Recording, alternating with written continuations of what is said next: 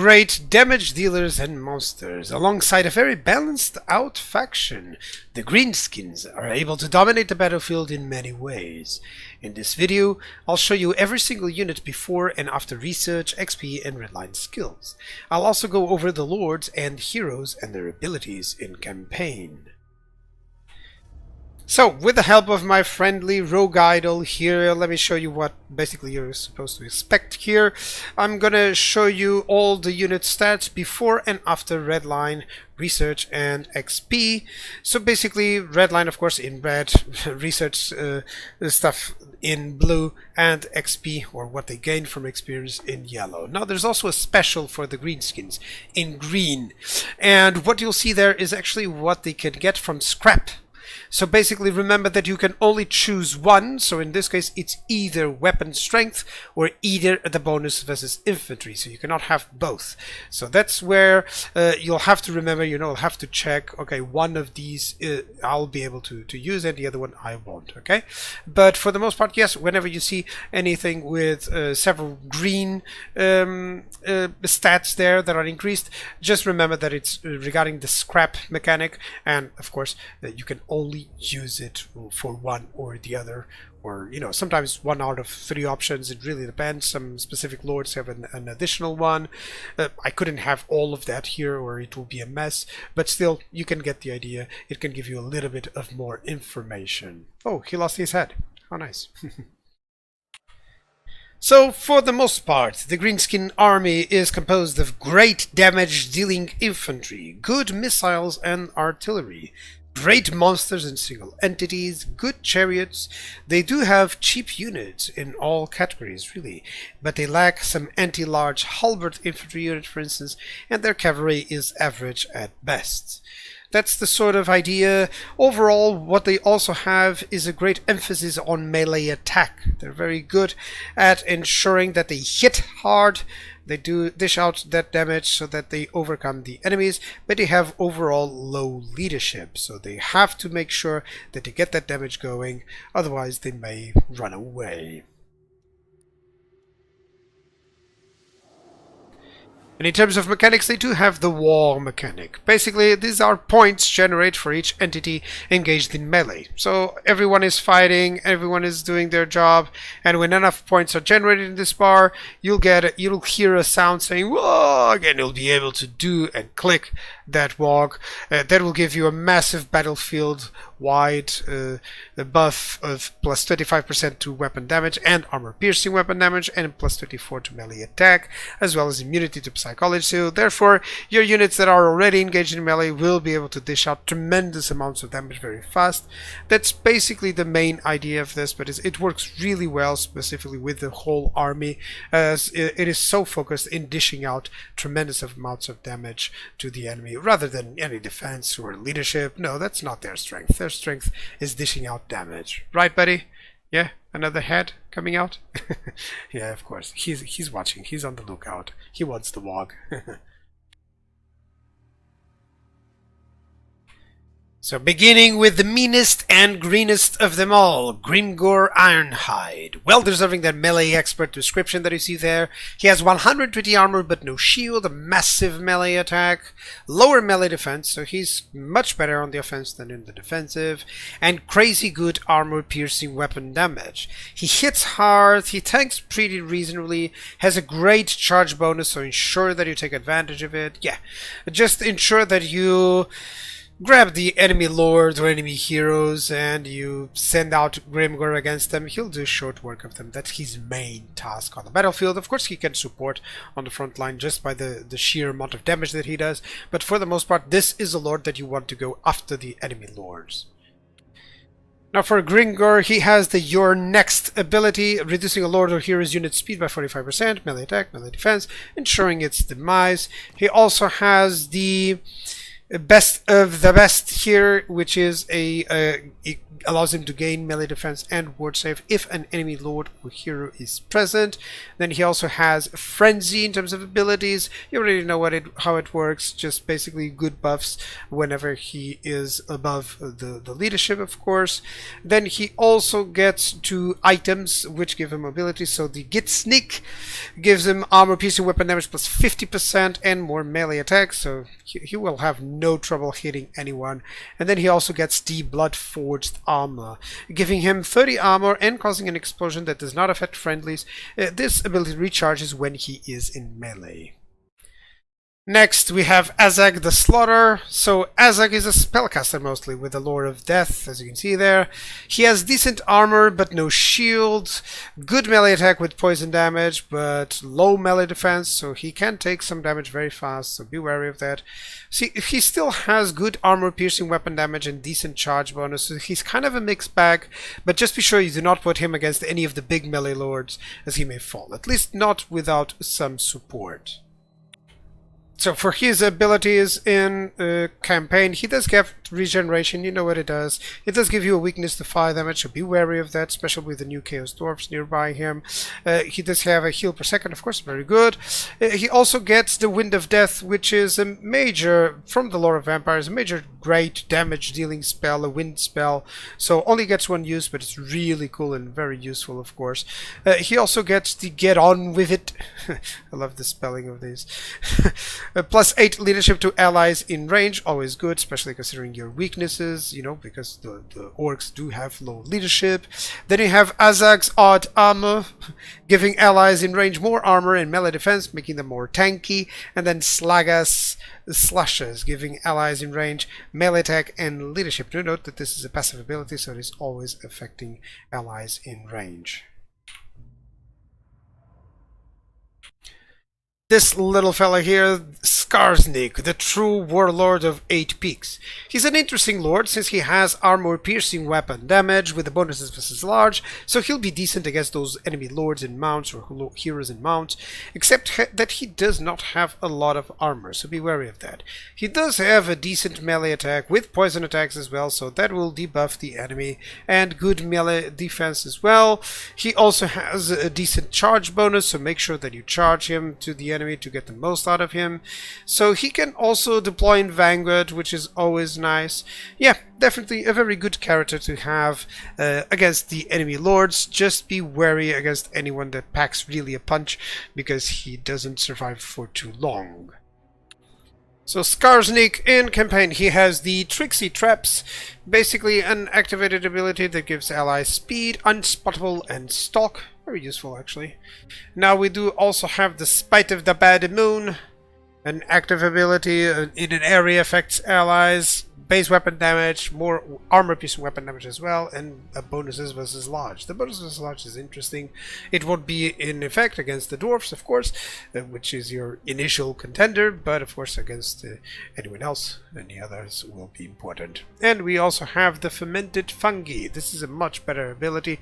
It affects an enemy, reducing melee defense and causes it to rampage. It has 3 charges. Of course, it only affects 1 enemy, but when they rampage, they don't go anywhere, which is great. You can trap an enemy like that, an enemy lord, enemy single entity or anything like that, or anything really, and destroy it. It's really cool. And then we have the Skarsnik's Prodder, which is magic missiles, 2 charges of magic missiles with powerful armor piercing damage and strong versus multiple combatants. Everyone's favorite party animal, Wurzag, is ready to hit the dance floor. He's mostly a spellcaster with the lore of the Big War. In combat, he's still a greenskin orc. He can do some damage. Although he has nearly no armor and low melee defense, he does have some physical resistance, which is always nice. He can do some damage, like mentioned. He's focused on the offense with some decent melee attack and weapon strength, and also charge bonus. Of course, this is all enhanced by the frenzy ability, as you can see here.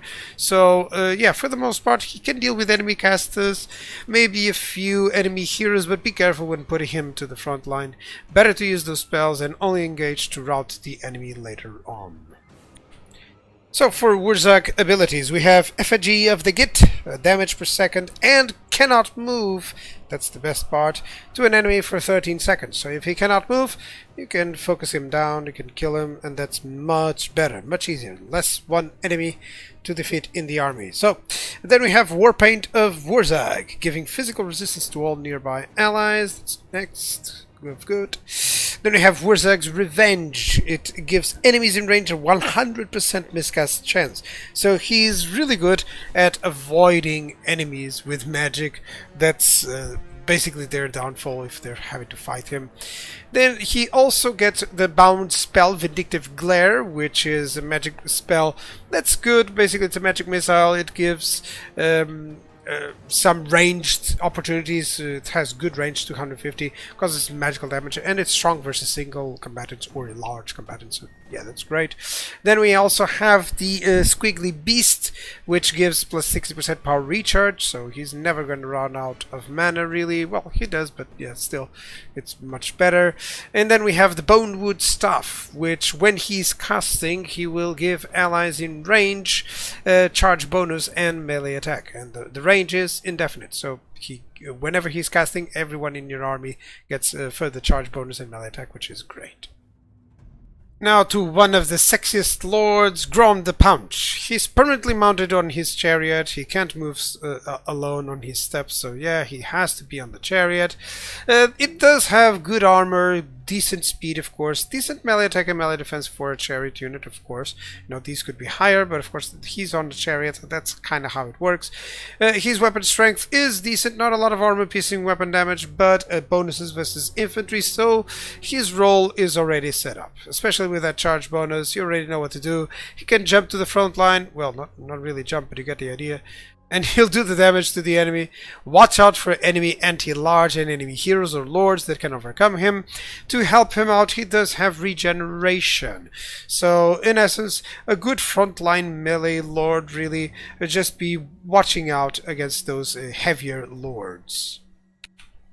So in terms of campaign, Grom gets just a few abilities. So of course I already mentioned the regeneration. Of course he does heal per second, which is always nice.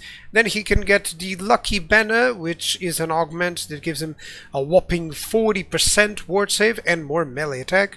So he can both do the attack and the defensive stat. You know, he's a tank and will cause damage. And he also gets Axe of Grom. This is important because it does imbue the enemy with sundered armor, so it reduces it. And then increases his base weapon damage and armor piercing weapon damage as well. Now, the big change of this is that he's not really a typical armor piercing guy, so of course this can help you overcome those heavily armored opponents.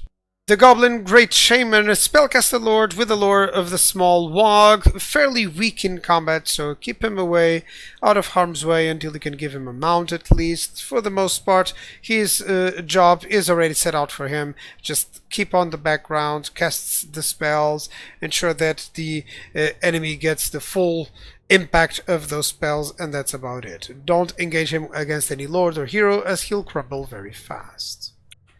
In terms of abilities for the Goblin Great Shaman, he gets the Don't Even Try It ability. Basically, damage per second, direct damage ability, really good. It affects only one enemy in range, of course, with a range of 100 meters. But pretty cool. It's strong versus character or a single combatant, like it states. Weak versus multiple combatants, of course. But yeah, pretty cool ability. A fairly decent melee lord, the Orc Warboss, has good armor and a bronze shield, so he can survive versus missiles, good melee attack and lower melee defense. So overall, he's just a standard lord that can actually do some damage, but will certainly suffer some in return. He has good armor piercing weapon damage, decent charge bonus, so ensure that you always hit that charge to get the maximum out of it. Great to engage enemy lords and heroes or to sustain combat versus enemy infantry.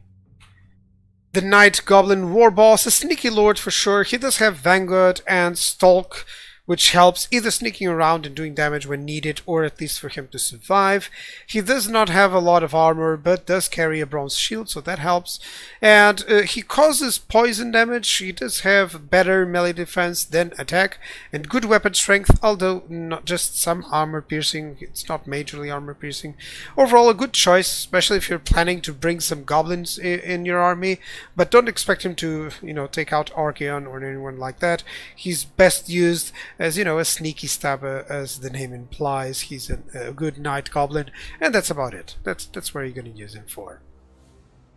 In terms of the abilities for the Night Goblin Warboss, he does have the Fermented Fungi, or Fungi, I don't know how to spell that, sorry, lowering an enemy melee defense and causing it to rampage. So basically they will have to keep on fighting, which is always great.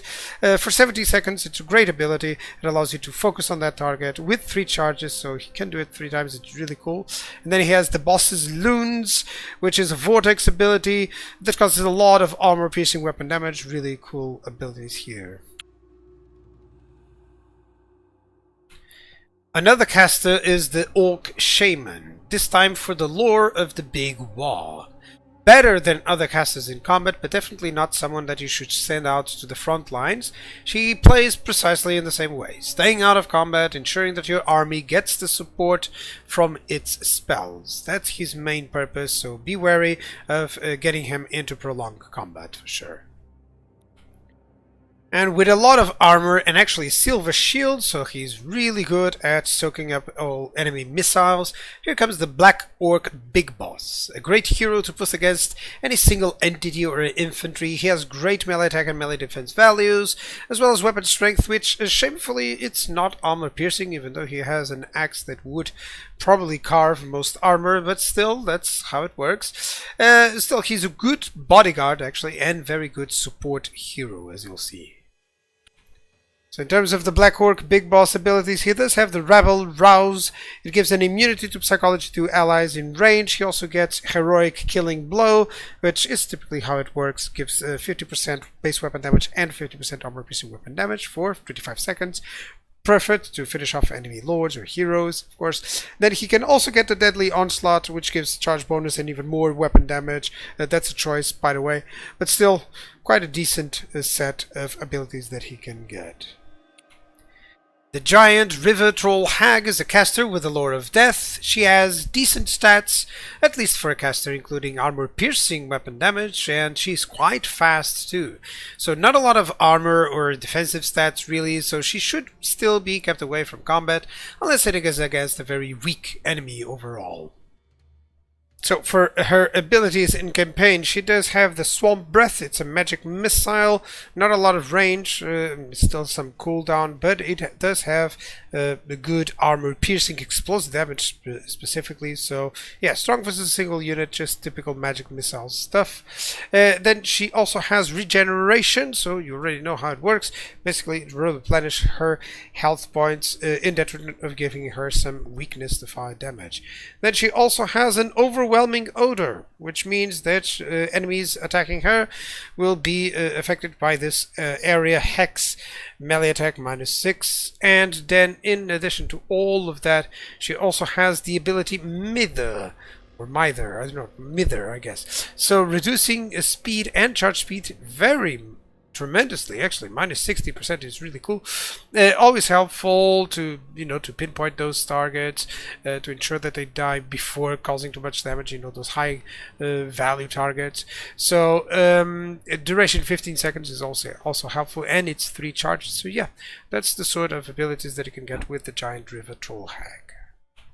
And do not judge this little fella by his size. So the Goblin Big Boss is a good duelist with a bronze shield but lacking some armor, decent melee attack and better defense actually, average weapon strength, which is unfortunately not a lot of strength in terms of armor piercing. So yeah, a good support hero, assassin style hero for sure. In terms of the Goblin Big Boss, he can get Vanguard deployment, which is always helpful. Then he can also get Slippery, which gives him speed and melee defense for 35 seconds.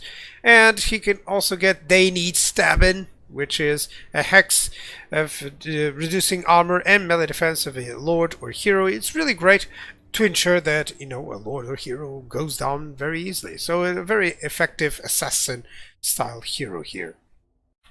Now, do judge this one by his size. The Night Goblin Shaman carries the lore of the small wog, but in combat he'll perish against the most simple targets. So his only advantage really is that he does have poison damage, but overall, keep him out of combat, at least until you get him on a mount.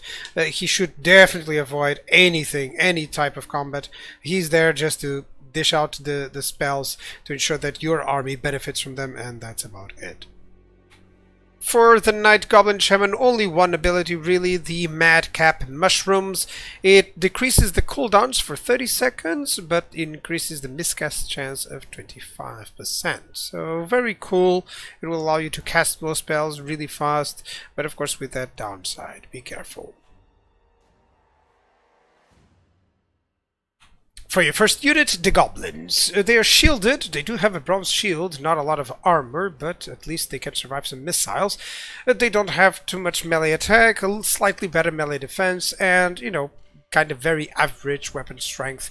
They're still expendable. They are numerous, 160 models, that's always nice.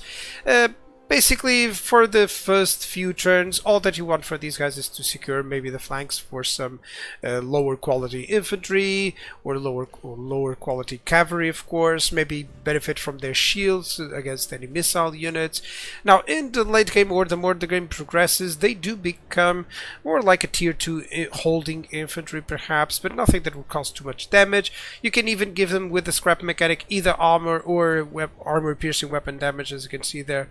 But nothing that will make them be, you know, more than just an expendable unit. Still quite reliable, at least for the early game. Next we have the Night Goblins. So still shielded, not a lot of leadership actually. Their melee attack is slightly better now than the melee defense, with poison attacks, which is their main usage, you know, especially when you have them with under a Night Goblin War Boss. They do gain some specific bonuses there as well, if you wish. They do have Vanguard deployment. Sometimes they are very useful on that aspect, and they do have Stalk, so you can, you know, have a couple of them in the early game just to try and surprise maybe enemy artillery or anything like that, but don't count on them doing any prolonged combat for long. They're still expendable by all standards. Now in the late game, of course, you can improve them very well up to until the point of tier 1.5, tier 2 infantry really, especially if you go for more leadership. You know, they won't rout as much. You know, 74 is quite an appreciative value, or if you go into the armor piercing weapon damage, if you want them to dish out more damage, that's always nice, but still they won't be more than just a tier 1.5 maybe unit. More often than not, you'll try to use these guys just for the poison effects and the shields for sure. Now to a regiment of renown, the Warlord's Boys, Night Goblins ROR. The advantage of these guys, of course, in terms of better stats overall, they're already like a tier 2 infantry, tier 3 maybe. Not tier 2 infantry, it states tier 3, but that's not real. They do have sundered armor attacks, so basically if they can catch up against any good targets, they will reduce their armor, making them much softer for them and of course any other targets as well. They still have the Stalk, the Vanguard, and the immunity to psychology, so they're really good at, you know, hunting down something that has good armor and ensuring that your other units get a hold of them. Overall, a very good unit.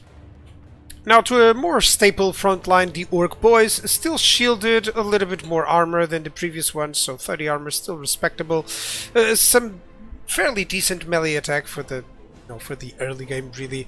Not a lot of melee defense, so they're always much better in the offense than in the defensive. They do have quite a lot of weapon strength. This is easy to not notice, but still, yeah, the advantage of the orcs is that they actually do get quite significant weapon strength over there compared to, you know, humans, for instance, or human factions. So yeah, and they do also get quite a lot of charge bonus. So charging these units in the end, unless you really want them bracing, charging them as the enemy is coming up, it's always much more effective. Now, in the late game, they do become, you know, quite a staple. Their stats that are weak get improved, for instance, like the leadership, like the melee defense slightly, you know, still better in the melee attack, of course. They do get a good choice in terms of scrap, either weapon strength or more shield, so more they will be able to survive a little bit more against missiles, so that's the block chance. That's what I want to say. And they still get ward save, so by all means you can use these guys maybe like a cheap front line for a sweeper army up until the mid game without any issue whatsoever. So quite a solid frontline unit for you to use at all times.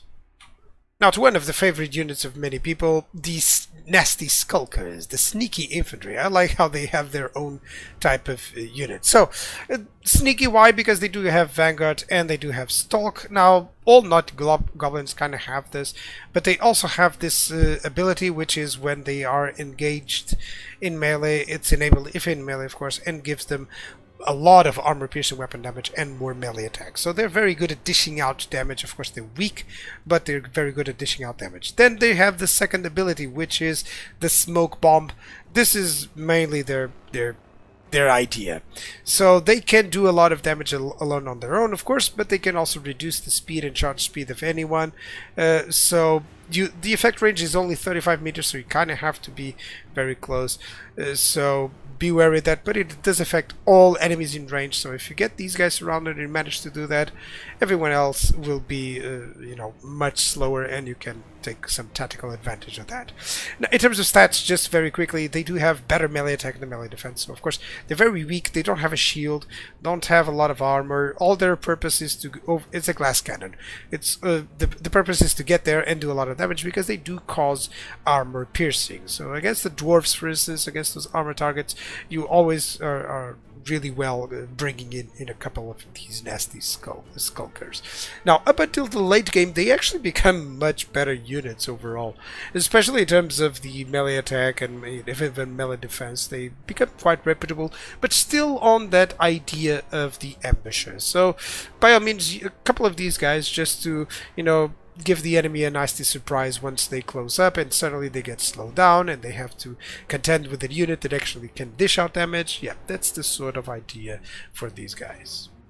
Next we have the Night Goblin Fanatics. Now the main idea with these guys is that they are the same as the typical Night Goblins, you know, same bronze shield, you know, melee attack, melee defense values, everything, but they do have these spinning loons. It's a vortex ability, and this does quite considerable damage. You know, basically they'll release one of these guys who will spin like a maniac, and they'll do quite a lot of damage. You can always use this if the hit points are greater than 25%, so of course, you know, if they're losing really badly, then they can't. That's the main usage of this this unit, really.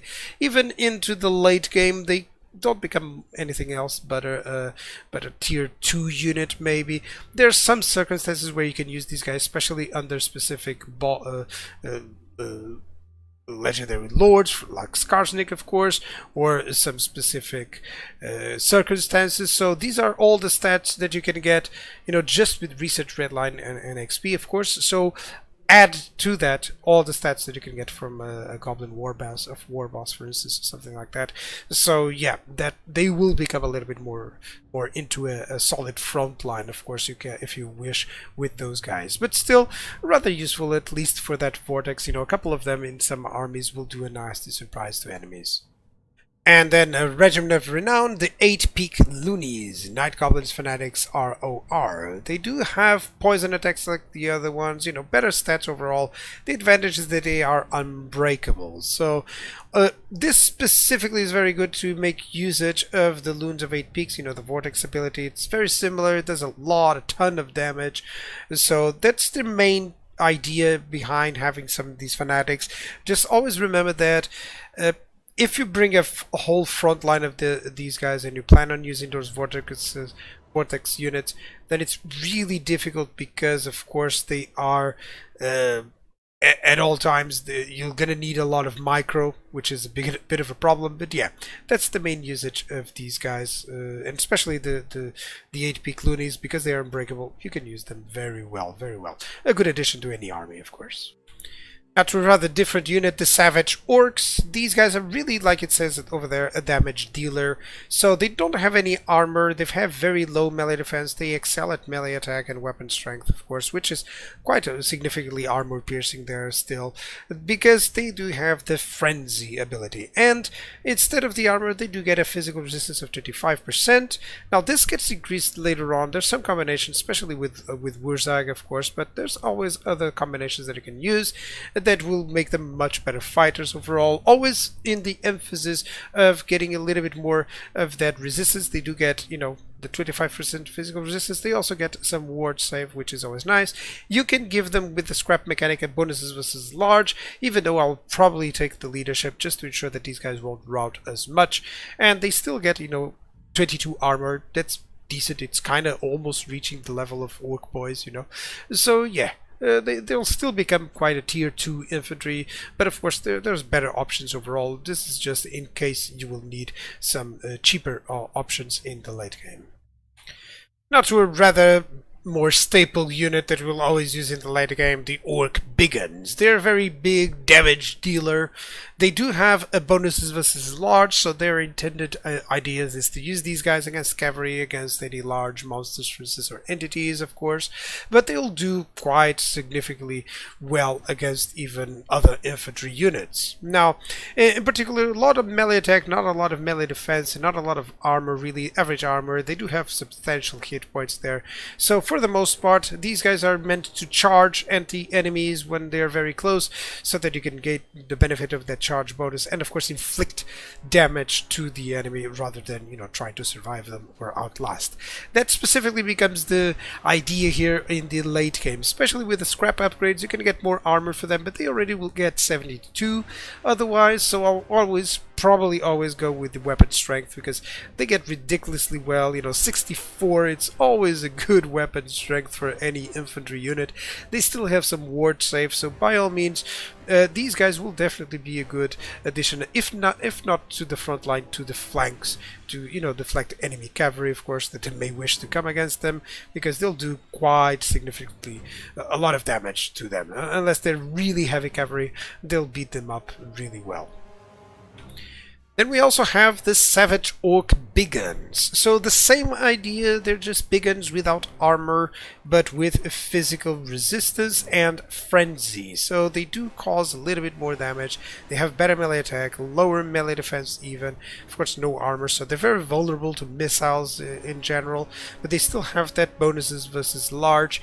Particularly really good with the charge bonus, so by all means, if you're not charging with them, then by all means try it, because they'll perform significantly better, of course. Now, in terms of the late game, of course, they don't get too much more in terms of resistance, at least not until you use, you know, Wurzag or some specific lords that will increase that, but they do get some ward save. You can increase even the bonuses versus large with these guys, or you can give them better leadership. It's up to you. I'll probably, because they already get some significant leadership, that with 83, I'll always use more bonus versus large, so that you'll maybe they'll safeguard the flanks. That would be a good idea. And of course, as you can see on the stats overall, they do get some armor, 22. It's better than nothing. But then they get a lot of weapon strength, so that's the big idea behind these Biggins. Of course, they'll do a lot of damage really fast, just a little bit glass cannon on the side of a glass cannon unit, really. Now to a unit that needs no introduction, but I'll introduce themselves. The Black Orcs. Heavily armored. They don't have a shield, but it's not like they won't survive some missile fire, of course.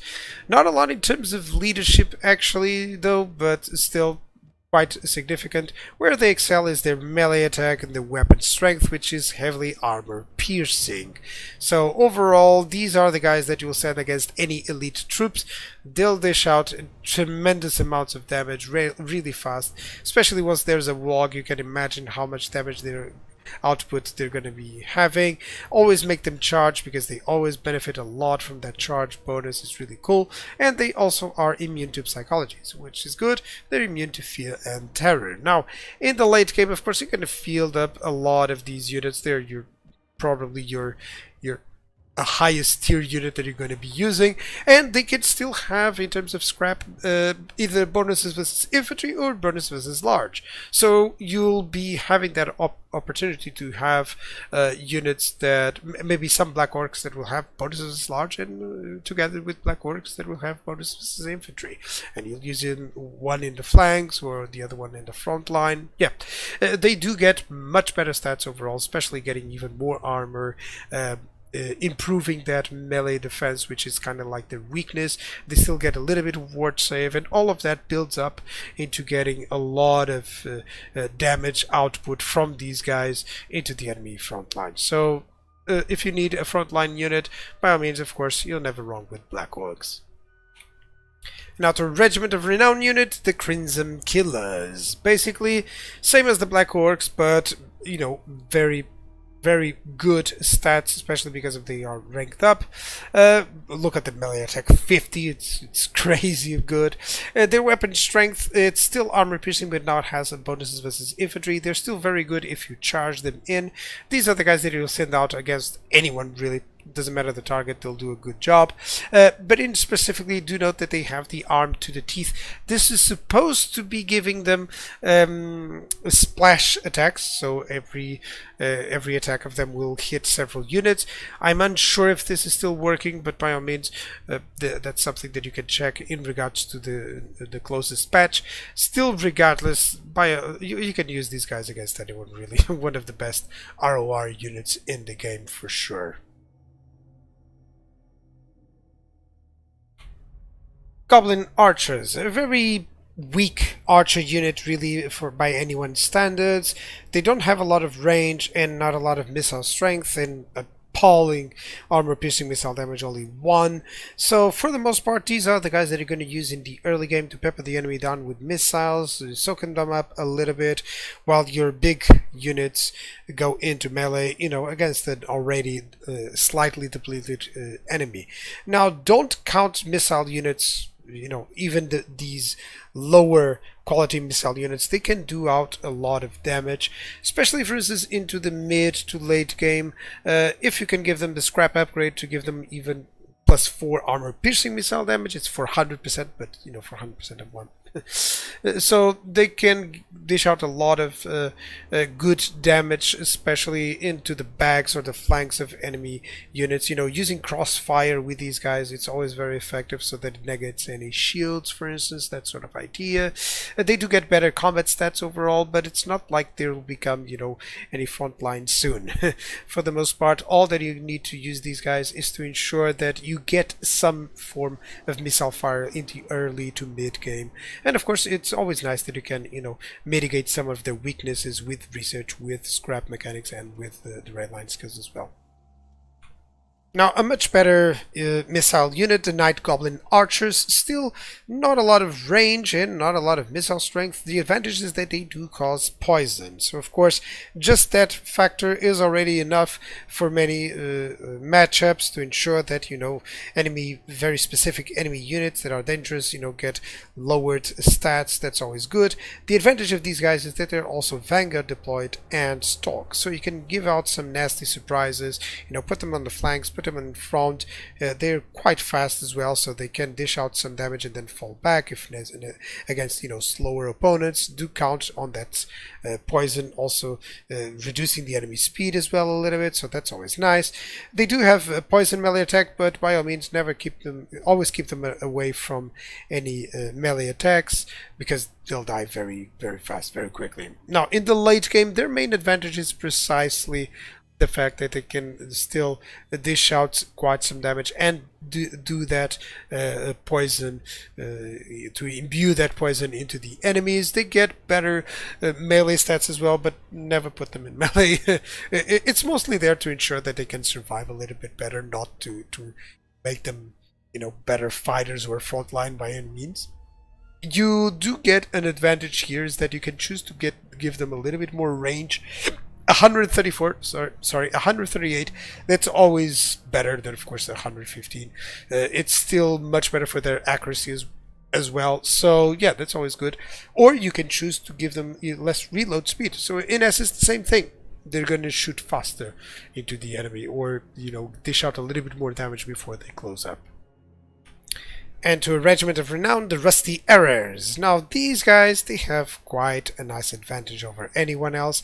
They do cause the Sundered Armor. So, of course, it's always excellent to bring these guys and to ensure that they are focusing every single unit that has a good amount of armor, so that they all become much easier to defeat. And of course, they still have that Vanguard, they still have that Stalk. Overall better stats, of course, but the main part is exactly that Sundered Armor, and which is a nice tactical advantage. I always like to have a unit that can give you some tactical advantages on the battlefield, and by all means these guys will ensure that. Just always remember to make them hit anyone that actually has armor, so that you can get the most out of them. Orc Error Boys. So the main advantage of these guys is that they're actually quite a decent melee combatant, as it states, especially because of their weapon strength. You know, 26.8, it's absurd for what is supposed to be a missile unit. They have quite a lot of range, you know, 140, it's very decent, and they have decent missile strength as well, especially in terms of the armor-piercing missile damage. As you can see, in terms of the late game, they'll become much better. You can use these guys well into the late game, especially if you want to invest in the scrap upgrade for their reload speed, which is always excellent. You can give them more armor as well, but I wouldn't advise it. For the most part, they won't become, you know, your frontline units. They'll just become much better archer units. And of course, it's always helpful to have a couple of units, especially against flyers or anything else that is weak against the missiles. It's always good to have that tactical choice, even if it's just like 3 units, for instance, to pick up enemy flyers, a dragon or something like that. And then you have the same idea, but in the Savage type, the Savage Orc Error Boys. Of course, no armor, but instead they do have that physical resistance. They also have the Frenzy ability, so you may wish to have these guys instead of the typical Orc Error Boys. Of course, it's up to you if you prefer that sort of idea. Still not a lot in terms of melee stats, really, just enough to ensure that they don't lose, you know, for some dogs or something like that. Still the same range, the same missile strength. In the late game, of course, you can choose either between leadership or reload time. I would always probably go into the reload time. It's just more effective to ensure that their goal, which is to pepper down the enemy with missiles, it's quite effective. So yeah, that's the sort of idea that I would go for. And finally, the upgraded version of the Night Goblin Archers, the Fanatics one. So the main advantage, same stats, same things. Poison, of course, that's the main idea behind these guys and their missile fire. But they do have that Vortex ability, the spinning looms. So if you have a front line of the Night Goblins and then a back line of Night Goblin Archer Fanatics, then by all means you're going to have a lot of vortexes to dish out damage, and that's how mainly you're going to do damage. Of course, you're going to reduce their stats with the poison. You're going to reduce them because you're peppering them down with arrows, and then you'll bank on getting a lot of vortexes to wipe out the enemy. That's basically the whole idea between the Fanatics units. In the late game, they still become quite reputable, especially if you give them the range instead of the reload time. They have decent reload time already, so more range just to ensure that they can dish out more damage quickly, or they can fight, you know, against other archer units in a much better way. They still have that stalk, so of course you can surprise other archer units. You know, a couple of units of these guys will do really well. So yeah, that's the main idea.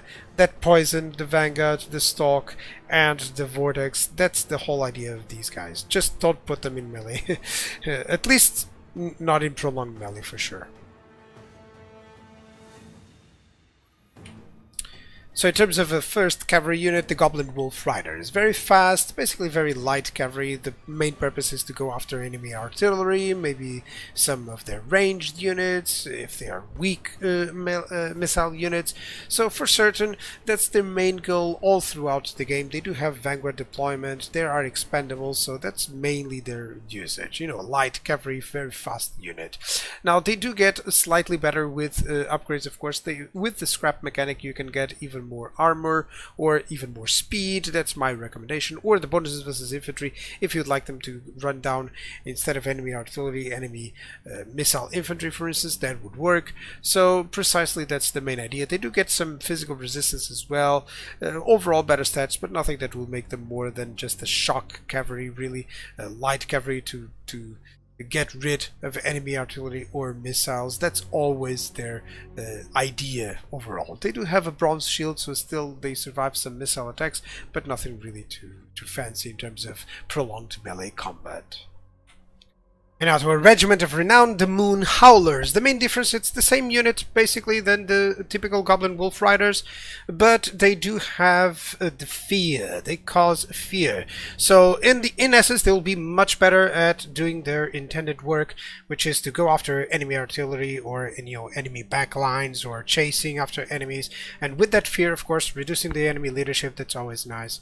So yeah, that's basically its main use. Very fast unit, good overall stats for a tier 1 unit mostly, but yeah, that's the main idea. The Forest Goblin Spider Riders. They are actually decently armored then with the shield, so this is a tier 1-2 cavalry unit basically. They do have poison, that's their main attribute, that's their main use. Not a lot in terms of weapon strength as well, but yeah. One advantage that they actually have is that not only they have Vanguard deployment, but they also have Strider, so they will ignore combat penalties caused by terrain.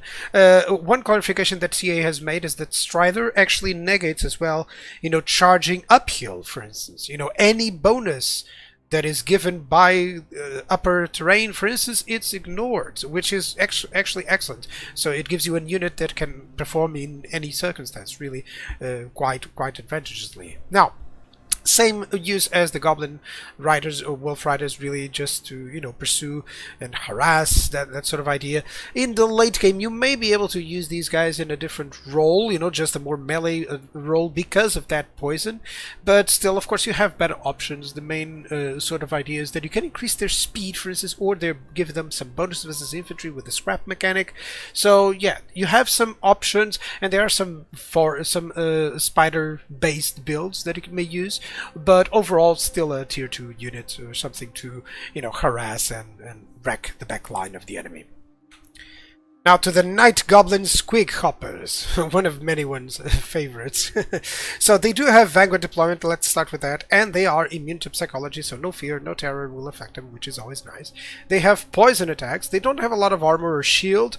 Their main advantages, they are quite fast, and they have armor piercing damage, and as well as bonuses as infantry. So they're much better at tackling enemy infantry, especially those armored opponents, of course.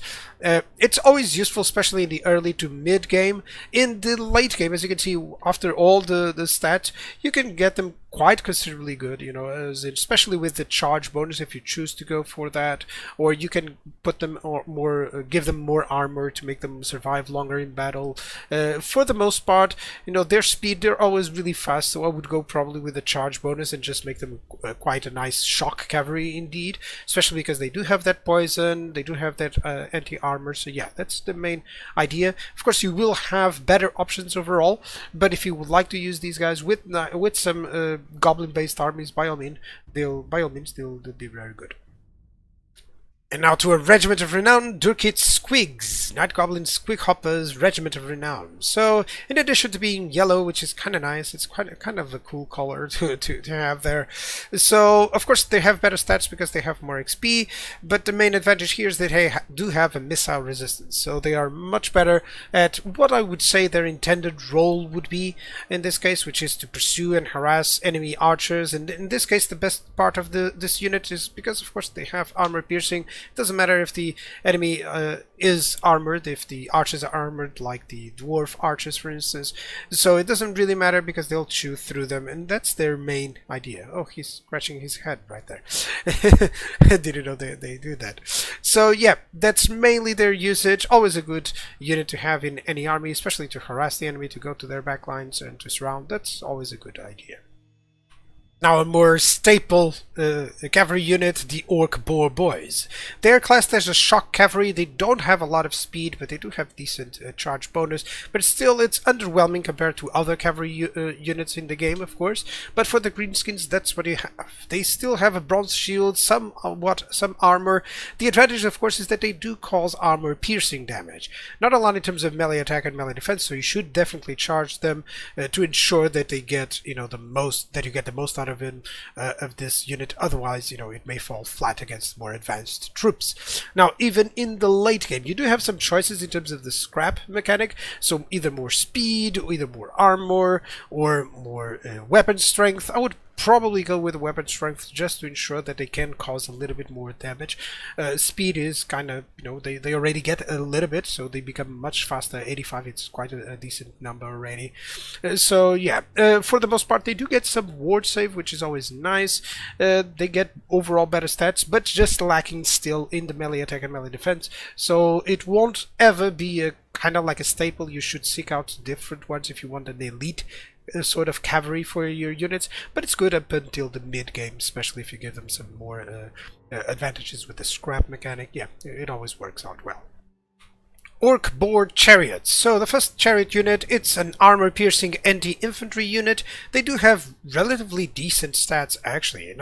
A good amount of armor. They have, better melee attack than melee defense. That's typical, but it's not as low melee defense as you would hope for. So, of course, keep them charging, keep them moving. They don't have a lot of speed, so that's their main issue here. They're slower than typical chariots, I would say.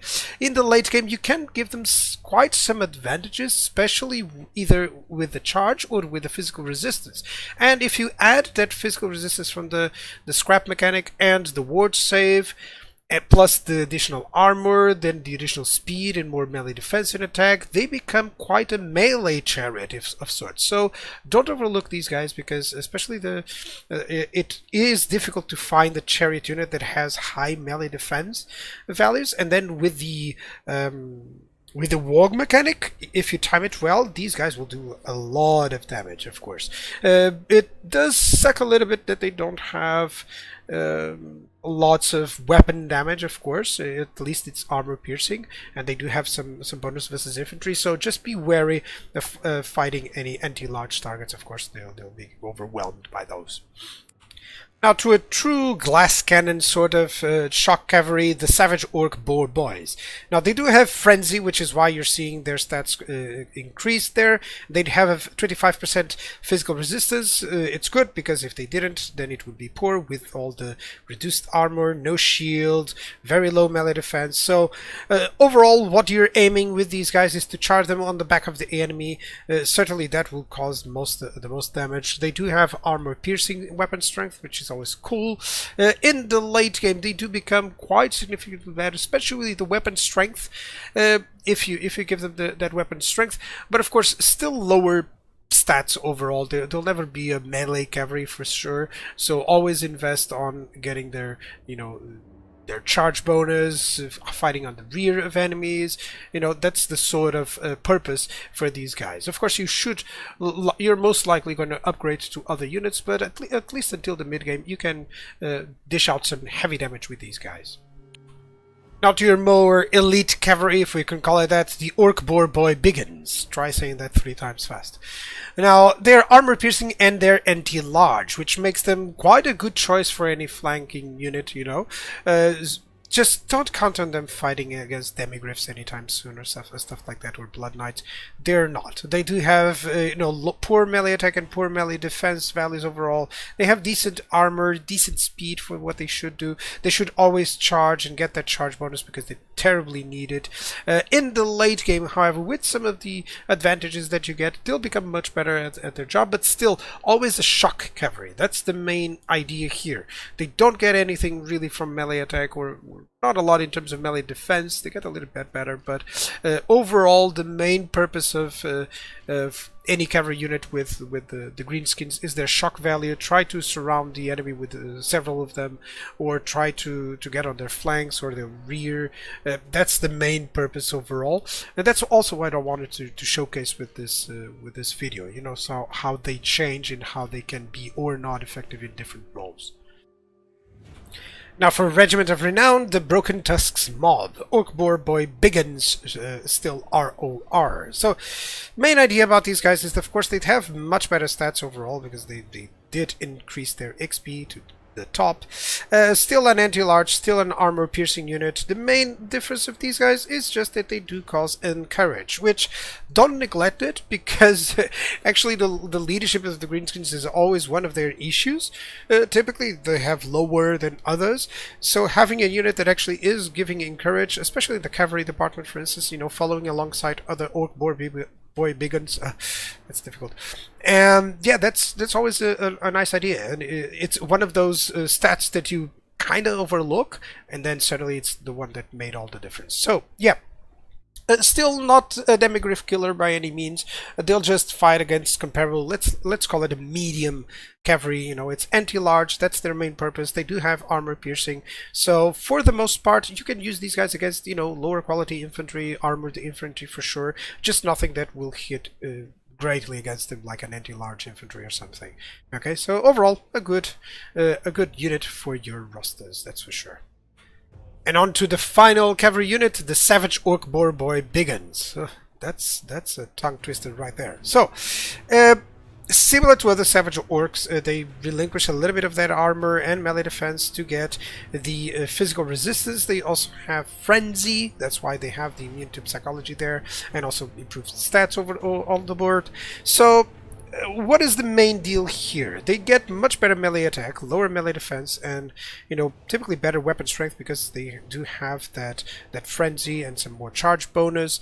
So they're even more glass cannon than the other Orc Boar Boy Biggins, which kind of makes them better for the role, because if you're always going to have a shock cavalry, might as well be one that will do the damage quicker, you know, because if they're both going to succumb in prolonged combat, might as well get the better one that will dish out more damage, right?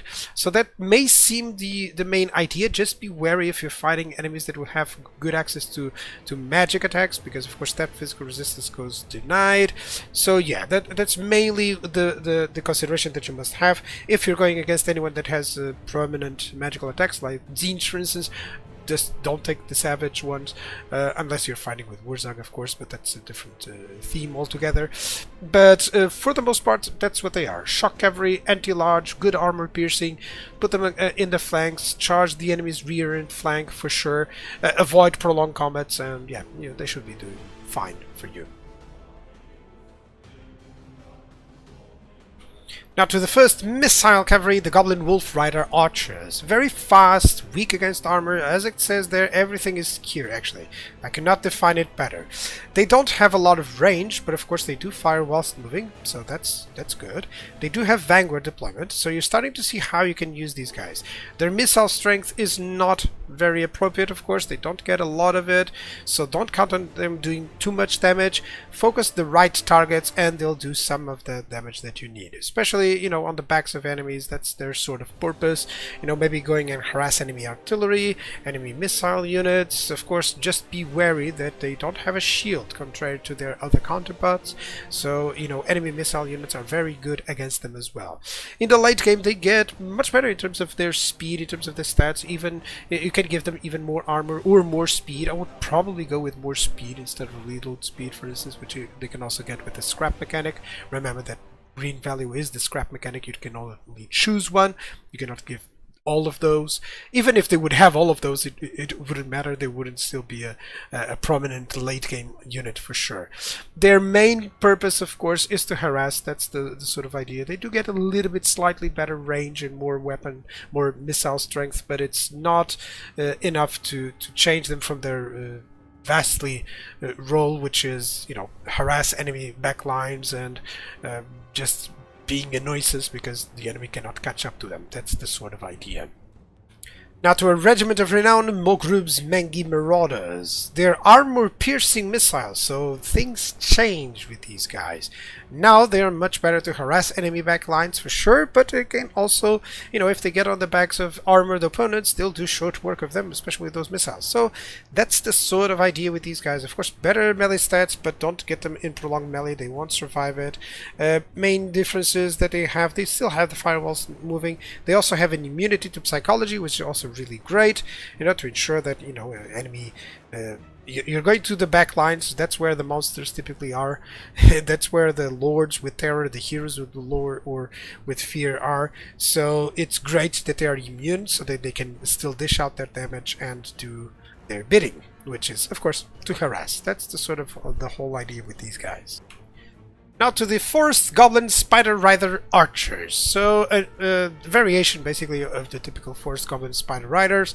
They do have that missile attack, not a lot of range, but the missile attack causes poison. That's the sole purpose of this unit for sure. You know, to cause poison, to diminish the enemy's, you know, speed, armor piercing, base missile damage, base weapon damage, you know. It reduces their stats, their effectiveness in battle, and that's the sort of idea that you're going there for. Allowing the other units to, you know, get in place, hit them hard, and that's the sort of idea. These won't win the battle, it will just make you do that battle, you know, in a much more efficient way. So a couple of these units, they do have Vanguard, they do have Striders, so they negate any combat penalties caused by terrain, such as elevation, for instance, which is always excellent. And in specific, in the late game, they just become slightly better versions, of course, but they do get a little bit more range, better combat stats for sure, but you're not going to put these guys in combat anytime soon. They kind of become like the typical Forest Goblin Spider Riders, so you may take these guys instead of the other ones, especially in the late game. But of course, it's not a late game unit per se. It's just if you wish to have some fun, try out different compositions and combinations. These guys will definitely harass the enemy for a long time before they're caught up. Now to a Regiment of Renown, the Death Creepers, Forest Goblin Spider Rider Archers, Regiment of Renown. Main difference of these guys, they do have Stalk, so they can hide, and they have Regeneration. So these are worth it. This is a unit that is worthwhile to take in any army whatsoever. Especially they'll still cause that poison damage, which is always nice. They can fight in melee a little bit, especially with that regen. So the biggest idea is that they do have Stalk, so if you have a target for them to hit, by all means, go for it, because they'll reach them unimpeded and hidden, and then suddenly the enemy will be poisoned. And these guys are quite fast, they have regeneration, so they can flee if they're having any issues. Yeah, that's the whole purpose of this unit, still quite viable. Just always remember, it's easy to forget these abilities. You know, it's easy to recruit a Regiment of Renown and then forget what it does. So just always remember this sort of idea, because these guys, they can be used even within the late game for a specific composition, you know, going on the backside, lowering the enemy lord stats or an enemy single entity stats precisely, and they're still regenerate, so it's going to be tricky to get rid of these guys for the enemy. Yeah, that's the sort of idea. Now to the Goblin Wolf Chariots. It's a missile chariot, so there you go. That's the main purpose of this chariot, to harass the enemy. They don't have any armor piercing or anything in terms of damage there. Well, they have some armor piercing, of course, but the main difference with these guys is that they actually shoot quite fast. So that it's going to be a continuous round of volleys, which is always nice to have on an enemy, you know, just to ensure that they are continuously having to, you know, face off someone firing at them. They do have 8 models. That's one of their main advantages, true. In addition, they do have some weapon strength with bonus versus infantry. So what I would use these guys is to harass the back line once more, get into their enemy archers. They can engage in melee, and still they're going to pepper them down with arrows. That's the sort of idea. Into the late game, they don't get much better than that. You know, just a flimsy chariot, really, even with the improved melee stats. They do get a quite significant physical resistance if you give them that scrap upgrade, which can be useful. So even with, let's say, with the mid game, you can use these guys if you wish, as a chariot that is hybrid, which is always excellent, but don't expect them to go against any chosen, for instance. That's always what I like to say. You know, you don't put these guys against chosen, they'll die. Now to Regiment of Renown, the Thief Robbers, Goblin Wolf Chariots, Regiment of Renown. Now, main difference here, of course, across better stats, is that they you know, especially the missile strength, it's quite good. The reload time is quite good, that's excellent. But they do have Striders, so they'll ignore the terrain. That's always good. In specific this unit, you can use it even well into the late game, especially because of that. There's always someone on the back line that you need to get rid of, and with the Vanguard deployment, with the Strider, they can get there really fast, they can eliminate that. Maybe it's an artillery unit that you need to get rid of, maybe it's a missile unit that you just want to harass. That sort of idea, go for it. Just be wary because they don't have, while they do have tons of speed, which is great, they don't have a lot of combat capabilities, so they'll die there. In terms of their range, it's not also that much of a range, but still, that's with some support, maybe with some Forest Riders coming along for the poison, maybe they can do really well, especially into the mid game. Late game, it's going to be a problem. There's better units, that's the only problem. But overall, yeah, it's still a nice addition to your troops.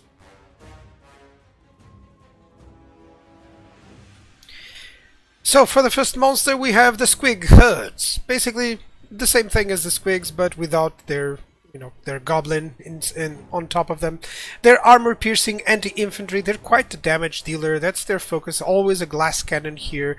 They do have significantly good speed and charge bonus, so they're kind of like an armor-piercing cavalry unit, really. They also can rampage, which is a bit of a problem, so be careful with that. You may lose control over them. And in addition, they can get the passive ability, the Squigs Go Wild. It gives them more leadership when there's an enemy present. So yeah, basically don't count that leadership too low, as of course they'll get more leadership when in presence of an enemy. Now, in the late game you won't be really bringing too many of these guys, but at least until the mid game they'll be significantly better, especially as a shock cavalry idea. They have significant speed and charge bonus values. Of course, you can give them even more bonuses versus infantry, so that's all they're supposed to do, to harass the enemy back lines and maybe going into against the front line on their backs or their flanks. That's the sort of idea. Just don't count on them being anytime soon a staple of your armies. Trolls, a very good unit actually. Monstrous infantry, they have regeneration, that's their main purpose really. They'll cause a lot of damage and they're able to regenerate, and they also cause fear, which is always excellent. Just be wary of anyone having fire attacks, so careful going against Chaos Dwarfs for instance, because of course they'll take additional damage. Their stats is precisely like a glass cannon. They have very low leadership and low armor, better melee attack than melee defense, and a whopping 100 weapon strength, which is armor piercing. That's the main purpose. These guys are about to shred the front line of the enemy, then they'll go back, they'll regenerate, they'll leave the area, then they'll come back. In the late game you can still field a couple of these guys. Of course you have better versions of trolls, but you can increase their leadership or you can increase their weapon strength depending on how you would like to play them out. They do get significantly better melee stats, some missile resistance, which is always nice, but for the most part it's like a glass cannon monstrous infantry, good at dishing out tremendous amounts of damage so that the enemy will leave instead of you. And up to the river trolls. They are slightly different than the other trolls, of course. They do have better melee defense stats, same armor, same speed, a little bit more weapon strength. It's still mostly armor piercing, which is nice. Now they still have that regeneration, always cool, but they have the overwhelming odor, so this diminishes enemies in range's melee attack, which is particularly helpful against enemies that don't have a lot of melee attack already, or in particular because they'll just be very ineffective. So having one or two river trolls, especially in the beginning, it's not a bad idea. Just for this passive ability, it has a significant range, so every single enemy unit having lower melee attack, of course, it's always helpful while you're dishing out tremendous damage to them. In the late game they do become better, of course, the same idea as the typical trolls, just slightly better in terms of melee defense. Weapon strength, oh, they actually have a difference here, so never mind. They have 105 when on my spreadsheet they don't. So yeah, maybe a hidden change that the CA made, but still. Main purpose of these guys, of course, is to dish out some damage. You do have the scrap mechanic that can give them leadership or weapon strength, so make that decision, and still a hefty missile resistance just in case they run against enemy missiles. But for the most part, they're just like a shock monstrous infantry. Have them hammer in and then fall back, regen, and the same thing again. Now to a regiment of renowned, the Swamp Things. Things, not things. So they do have better stats overall, of course, but they have the advantage of having poison. In addition, they do cause terror, so this is a great unit to have in any army, really, just because of the cause terror, you know. Just make them charge into the front lines or on the back lines and watch some enemy at least going to flee because of the terror. Still the same weapon strength and ideas, still regeneration, still with the overwhelming odor, of course. So yeah, a nice addition overall, just a better version of the River Trolls, or any troll whatsoever. So this is good still with the next unit, to use with the next unit, of course, because it's kind of like overpowering the other trolls. And if you weren't waiting for this, the Stoned Trolls. Much better troll unit, especially because of their increased armor. They do have missile resistance 25% and spell resistance 25% with that scaly skin, which is great. Still have regeneration, still the rather poor leadership, much better weapon strength, which is still armor piercing. So yeah, for the most part, these are the guys that can be in your armies throughout the whole game, especially in the late game. They'll even get better missile resistance, which is always nice. You can get an even better weapon strength or leadership if you wish for them to stay in combat for prolonged periods of time. They can get better stats overall, just never better, you know, armor or speed, but still it's not something that you would really require. So the main difference between these guys and the other trolls, of course, they do feel like an upgraded versions, you know, which is kind of bad because, of course, you know, it kind of detriments you from using the other trolls. But of course, always remember that at least the river trolls do get that overwhelming odor ability. So maybe mixing up some of those units with these stone trolls could be an idea. But overall, you're never wrong if you wish to have some monstrous infantry in your armies. You're never wrong bringing up a couple of stone trolls. Now to the Giant. This is a unit that many people sometimes overlook. Let me see if I can convince you. So, tons of weapon strength, tons of melee attack, good leadership actually. So the main purpose of this unit, it states anti-infantry, but they're so good at fighting single entities as well. That's mainly what I'll bring them up for, you know. Fighting enemy infantry is always nice, but fighting against other single entities, it's still quite good. They cause terror, they do have some missile resistance, which is always nice. Now in the late game, you can see how it changes them to the point that they can get a whopping 1100 weapon strength. So I know that they are very cumbersome, so they don't hit as nicely as you would think, but still the case is there for them to be a good single entity killer. You know, one hit from that, come on, it's a lot of damage that they're gonna take. So their main weakness is, of course, enemy missile fire, but if you bring several units that can overcome the enemy missiles, or if you have several targets for them in the army for those missiles, then of course they can shine and do their work. For me, always a nice addition. I wish they were tier 3 like the Beastmen, but they're tier 4 in terms of the building that you need, but still a nice addition for your army. Now, I know that the main issue why people sometimes don't take giants is because they have the option of the Arachnarok Spider. And the main advantage of her is, of course, she's still very good in melee combat. Not a lot of melee defense, but definitely much more armor. And she still has a bonuses versus large with that armor piercing damage. So, of course, she'll be better at taking down those large targets really well. Very good anti-large unit, especially because of that poison. And she still has a good ranged attack, actually, which is also, it's not armor piercing, but it also causes poison. So that's always the excellent part. In addition, she also has Strider, so there's no issues with terrain for her, which is always excellent.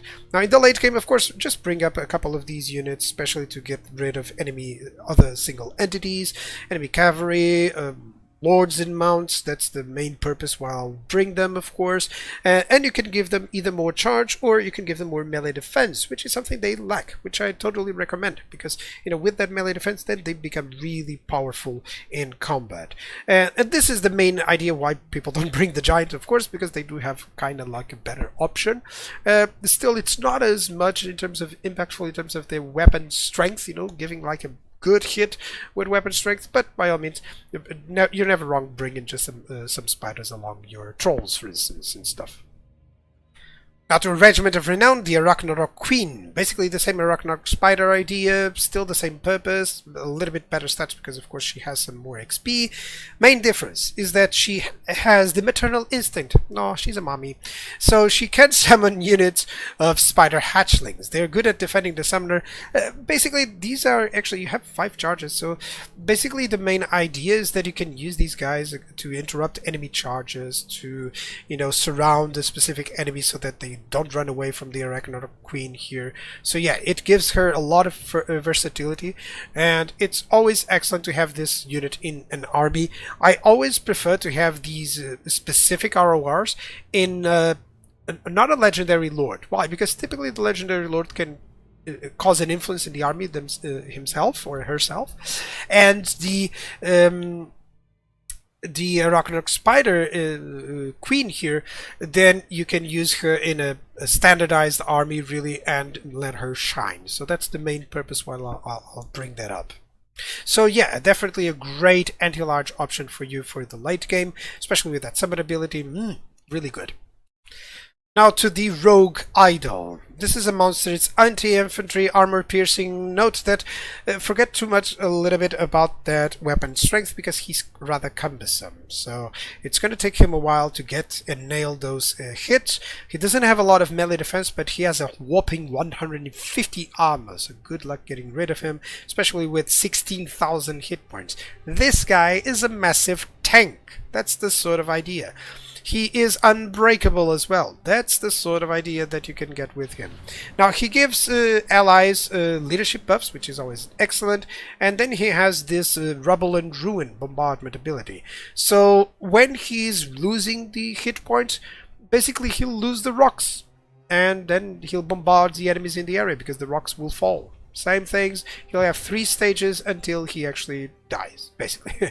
That's the sort of idea. And with each one, he'll lose some of that whopping armor, so he'll become much easier to defeat the longer he loses that those hit points. So he's very powerful in the beginning, then very cumbersome and you know, less powerful in the late game stages when he has very few hit points. Always remember that part. Now, he can get a lot more weapon strength, which is always excellent, and more physical resistance and missile resistance in the late game, which just further enhances his role as a tank, you know, going on the front lines, just making everyone focus him down, while your other units focus the enemy and get rid of it. That's the main purpose of this friendly rock here.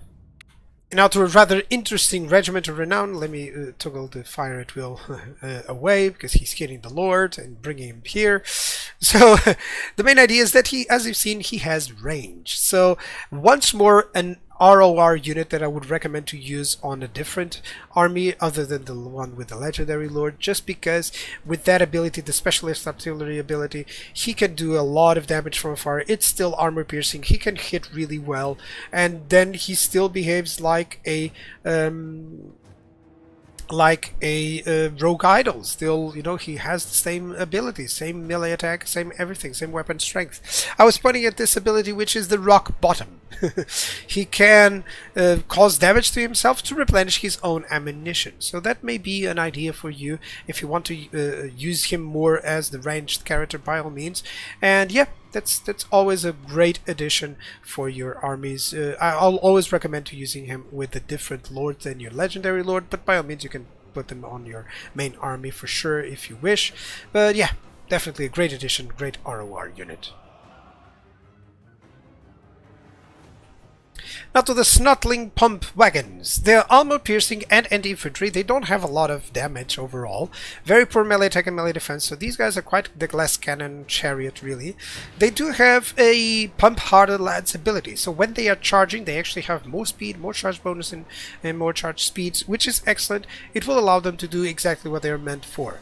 To go through enemy very weak enemy lines, you know, nothing that they can't go against because they do have armor piercing, but by all means be wary of having them in prolonged combat. Keep them moving. That's the sort of idea they're made for. Especially in the late game, they do get some physical resistance if you wish with the scrap mechanic. It's always excellent, you know, they can get up to 25%, but not a lot in terms of stats, just more weapon strength, a little bit more armor and leadership. There's still always that same role. keep them moving, keep them as a light chariot. That's their idea. And now to Regiment of Renown, the Logie Bogie Spores, blow that. I can't pronounce that. So basically, they are the same as Nottingham Pump Wagons, but in terms of stats, of course, improved because they do have more XP, but they do have the giant exploding spores. So it causes some moderate damage when they are in melee.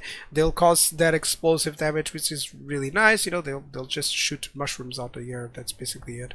So really good unit to have, especially in the early to mid game, but don't count on these guys fighting anything other than lighter or medium infantry, that's for sure. Certainly nothing that can hit anti-large, because they'll get ripped apart from it. Do note that they were increased with you know, a 12 model unit. That's always helpful, especially for their playstyle. You know, keep them moving, keep them hitting the enemy, and that's sort of their main idea. Now to a rather different unit, the Snotly Pump Wagons with Flappers. Nah, just a variation. Still the same in terms of stats, melee attack, melee defense, poor weapon strength, still a good armor piercing and bonus versus infantry, but it's rather poor. The main idea with these guys is that they gain the Strider ability. That's right, no terrain issues. So if you're fighting in rough terrain, that's always good. You can actually send these guys against an elevated enemy position, so that it will negate that idea, because they won't reduce their charge bonus, they won't reduce their speed bonus, which is always excellent. It won't give the enemy any advantage being in the higher ground, which is always cool. Now in the late game, of course, you can still use these guys as lighter versions, of course. You can increase their stats greatly with Grom and others, but still, for the most part, what they're about, what their purpose is to be a light chariot unit to you know, harass the enemy while your while your infantry is closing up, and when your infantry closes up, that's the damage that you're going to get. Still very good to harass an enemy back line. Just don't put them into combat against anything that is anti-large, of course. Now to a unit that reminds me of Death Rally, really. So basically, these are much better units. The Snotling Pump Wagons with spiky rollers. Why? Because they are actually unstoppable, which means that they are very difficult to stop through, so you can go through most enemies really with ease.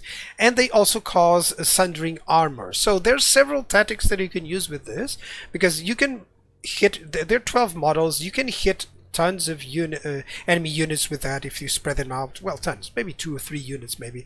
And with that sundered armor, suddenly the whole enemy army has less armor. All of your infantry units will do a lot more damage. All your archers will do a lot more damage. So there's a role there for these guys, definitely. So they are the only ones that I would actually recommend for the late game that you can use still, precisely because of that sundered armor ability. Of course, in the late game, still the same use. They get more weapon strength, they get a little bit of physical resistance. That's what I would give them out, you know, some physical resistance to ensure that they can at least survive long enough to capitalize on that sundered armor idea, and use that as the sort of blueprint for the army composition. That's the sort of idea that I would like to recommend to you.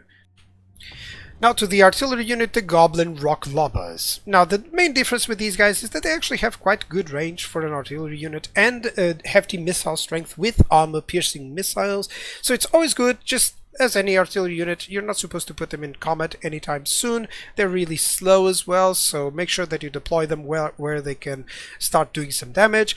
Late game, as you can see, they get, with the scrap mechanic, you can either make them fire faster or have more range. I nearly always go for more range, because 480, that's a lot. And that will ensure that you can defeat enemy artillery really from afar before they get up to you. So that's always the main use that I get for these guys. You know, wreck the enemy artillery if they have, and then you can start hitting enemy infantry units or missile units. That's the sort of idea that I give these guys.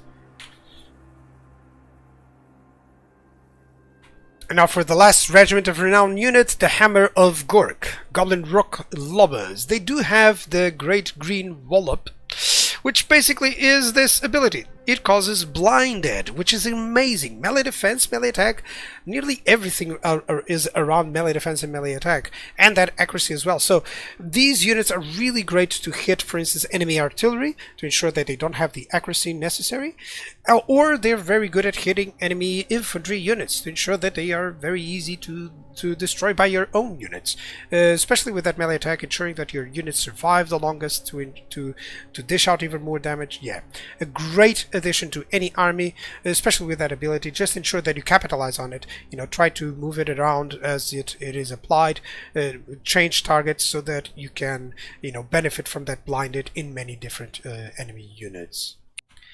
And finally, to the Doom Diver catapults. It's always funny to see this one, because the guided projectile, well, it's very easy. When you have a goblin that has wings, he can go anywhere. So that's the best thing. They are very accurate, really. So you can use these guys against enemy artillery for sure. Anything really. The best thing is that they can actually hit some flyers as well because of that. But of course, against the AI, against the human player, he may dodge, so be careful. They have still armor-piercing missile strength, which is explosives as well. I don't know how the goblin explodes. Maybe he brings some bombs with him or something. But still, it's really a nice artillery unit. You can have armies just with some Doom Diver catapults for sure, maybe 2, maybe 3, to get rid of enemy artillery and then to start hitting the enemy infantry. In the late game specifically, you do have much better missile strength, which is great. A lot of ammunition, so you're not going to run out of it, and you can still get better ranged with the scrap mechanic or better reload speed. It's up to you. I always go for the range because, of course, 480, it's nothing to shy about. But yeah, definitely a great addition to any Greenskin army, especially that range. It's so good. And there you go. All the units from the Greenskins before and after research, XP and Redline skills. I hope this helps you out in getting better army compositions or just trying out some different ones for your playthroughs. And yeah, that's always the purpose, just to give you a little bit more info on the roster. I hope you guys enjoyed this one, and I'll see you guys next time.